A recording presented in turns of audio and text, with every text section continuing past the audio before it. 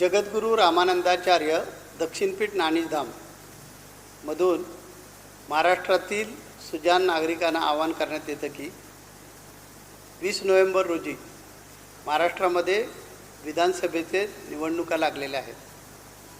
निवडणूक म्हटली की लोकशाहीचा जागर खऱ्या अर्थानं आपण साजरा केला पाहिजे, कारण ही लोकशाही मिळवण्यासाठी आपल्याला प्रचंड त्याग, त्रास, अपमान आणि अनेक प्रकारच्या समस्यांचा मुकाबला करावा लागला. त्यावेळी कुठे 150 वर्षानंतर आपल्या देशामध्ये लोकशाही प्रस्थापित झालेली आहे.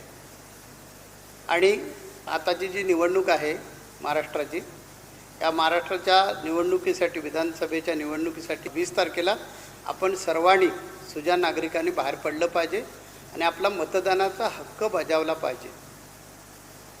आपण हा उत्सव म्हणून